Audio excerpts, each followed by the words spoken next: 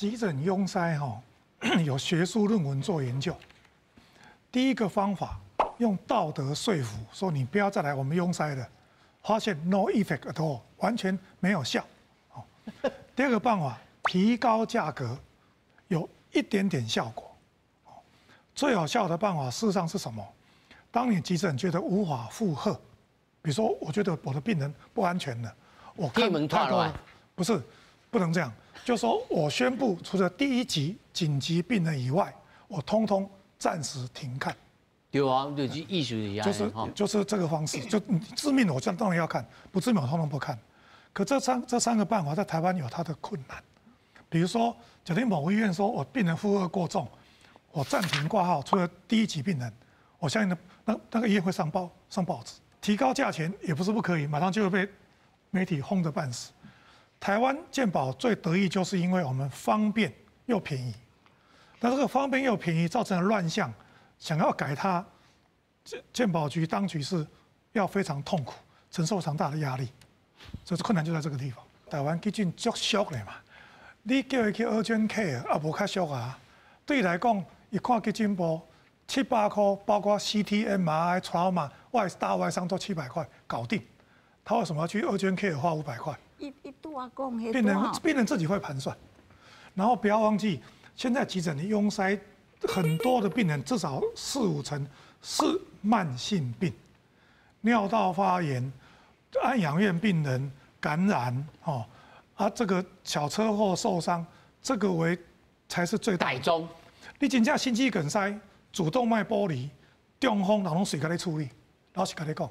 所以你急诊部你看那战略拢啥，大部分都是一些至少不会立即维持生命的为主。胡老师，你还没补充啥？我感觉你拄啊讲遐吼，拢爱一并执行在一档，因为它是互相相辅相成的。对，比如说分级那你就要分级，那不同的给付，那就要不同的给付。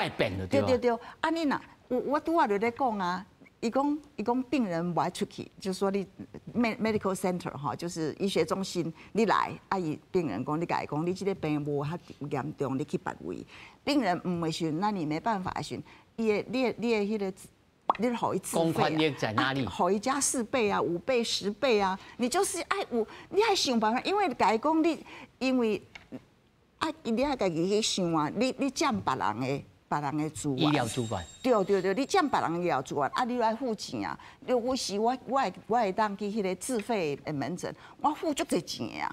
迄自费门诊我付足侪钱啊！因为我要爱啊，我不爱等啊，所以爱家己安尼想。台湾现在急诊制度是来缴一次钱，你说待3天、5天、8天、9天也是一次钱。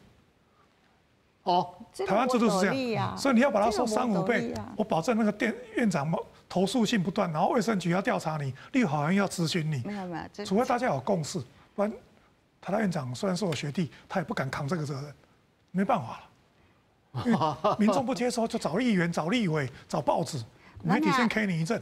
我感觉咱安尼想啦，咱来标题是讲来解决急诊拥挤的问题。咱这个今晚要讨论的议题是解决急诊拥挤的问题。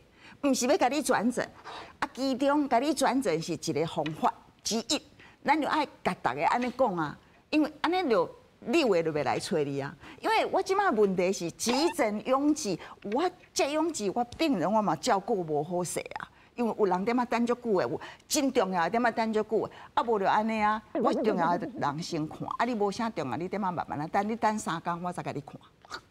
嘛会使啊，对不？因为重要的人先看，无人敢互你等3天嘛。所以你就出去啊！因为咱按病人的紧急程度来看的时阵，拢是紧急程度的人先看，我人手无够啊。